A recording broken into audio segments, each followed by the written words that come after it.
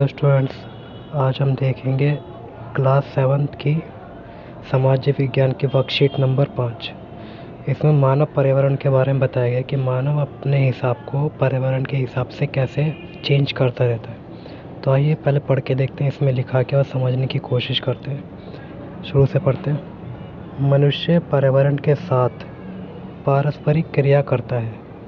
जो मनुष्य है वो पर्यावरण के साथ लगातार क्रिया करता रहता है और अपने आप को पर्यावरण के हिसाब से परिवर्तित करता रहता है और अपनी आवश्यकता के अनुसार इसे बदलता है। यानी मनुष्य को जैसी आवश्यकता पड़ती है वैसे ही वो अपने आप को प्रकृति के हिसाब से बदलता रहता है। प्रारंभिक मानव ने स्वयं को प्रकृति के अनुरूप बना लिया था।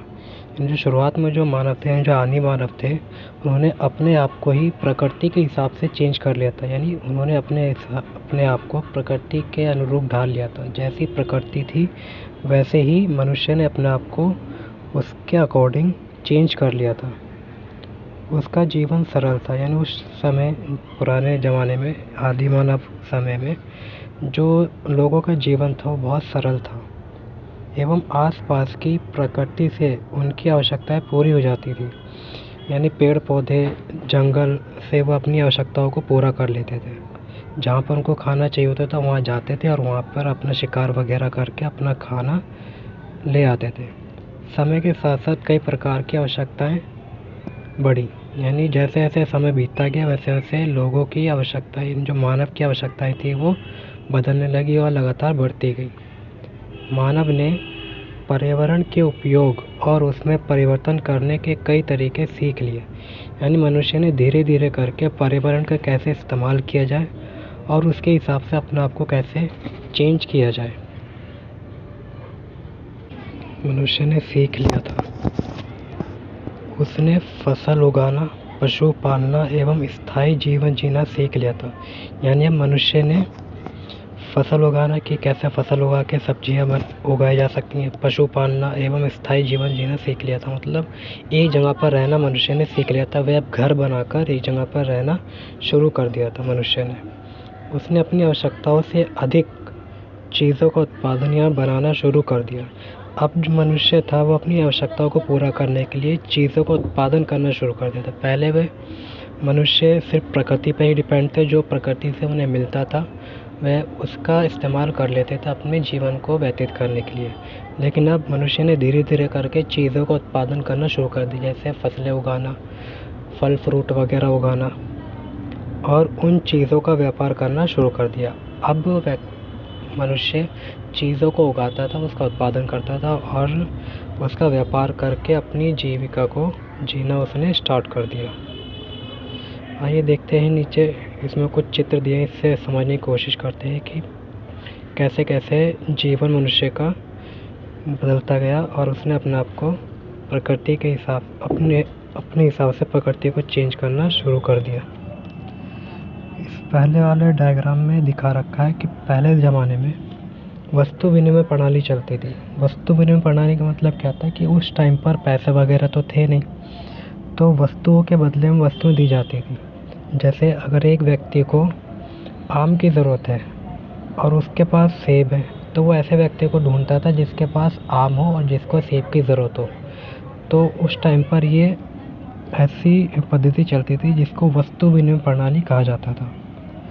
दूसरे चित्र में नोट दिया गया है। यानी जैसे जैसे टाइम बीतता गया वैसे वैसे मुद्रा यानी पैसे बनना शुरू हो गए, जिससे क्या हो गया, वस्तु विनिमय प्रणाली की समस्या जो थी वो ख़त्म हो गई। अब लोग अपनी आवश्यकता अनुसार चीज़ें खरीदते हैं, उसके बदले में उनको मुद्रा यानी पैसे दे देते हैं। फिर धीरे धीरे करके एटीएम वगैरह आ गए। एटीएम मतलब प्लास्टिक मनी आ गए कि अब पैसे की ज़रूरत भी नहीं होती, सीधे अपने एटीएम कार्ड का स्वाइप करा और अपनी पेमेंट कर दी और अपनी आवश्यक वस्तुओं को खरीद लिया। अब नीचे देखते हैं कि इसमें नीचे क्या लिखा हुआ है।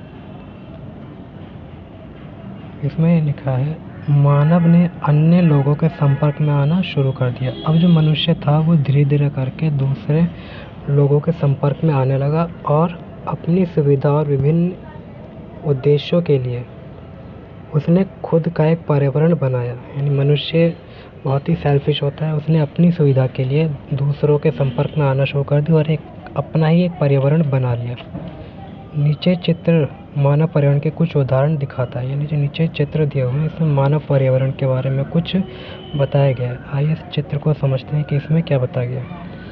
यहाँ बीच में दिया है मानव पर्यावरण, यानी जो ये सारे चित्र दिए हुए हैं ये मनुष्य के पर्यावरण से रिलेट करते हैं कि मनुष्य के पर्यावरण में क्या क्या चीज़ें आती हैं। सबसे पहले जो मनुष्य का पर्यावरण है उसमें उसका खुद का परिवार आता है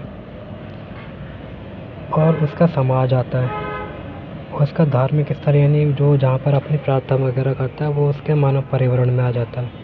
जहाँ पर वो अपने पैसे इकट्ठा करके रखता है यानी उसका बैंक भी मानव पर्यावरण का एक हिस्सा बन गया है। शिक्षा यानी विद्यालय, स्कूल भी क्या हो गया, मनुष्य के प्रकृति पर्यावरण का एक हिस्सा बन गए। राजनीतिक स्थिति, व्यक्ति खुद ही मानव पर्यावरण का हिस्सा है। यानी इसमें बताया गया है कि मानव पर्यावरण में कौन कौन सी चीज़ें शामिल हो गई हैं। आइए स्टूडेंट अब नीचे देखते हैं कि नीचे क्या क्वेश्चन पूछे गए हैं इसमें। तो इसमें कुछ क्वेश्चन पूछे गए, इसका सलूशन हम निकालने की कोशिश करते हैं।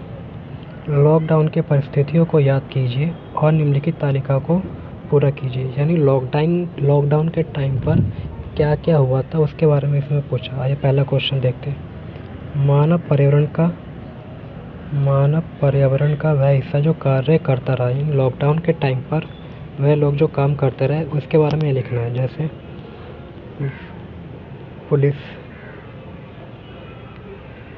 पुलिस लगातार काम करती रही। जो डॉक्टर थे वो लगातार काम करते रहे। नर्स भी लगातार काम करती रही। स्वास्थ्य कर्मचारी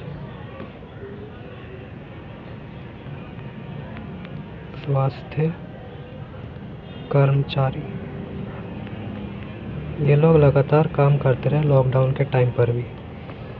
ठीक है, चलिए स्टूडेंट दूसरा क्वेश्चन देखते हैं। दूसरे क्वेश्चन में क्या लिखा हुआ है। मानव पर्यावरण का वह हिस्सा जो कार्य नहीं कर पाया। यानी मानव पर्यावरण का वह हिस्सा जो लॉकडाउन में कार्य नहीं कर पाया। ऐसे कौन कौन से मानव पर्यावरण के हिस्से थे जो लॉकडाउन में काम नहीं कर पाए। स्टूडेंट्स ये आप अपने आप भी कर सकते हैं। मानव का परिवार, यानी खुद के व्यक्ति घर पर बैठे हुए थे पूरे लॉकडाउन में, वो काम नहीं कर पाए। धार्मिक स्थल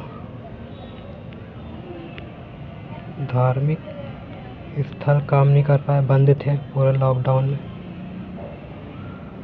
और क्या काम नहीं कर पाए स्टूडेंट्स।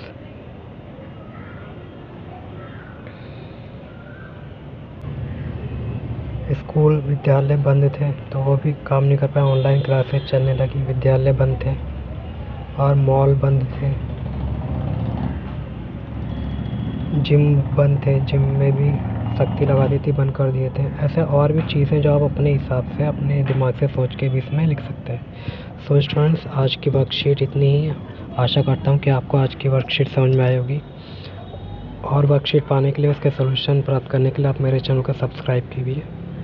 धन्यवाद।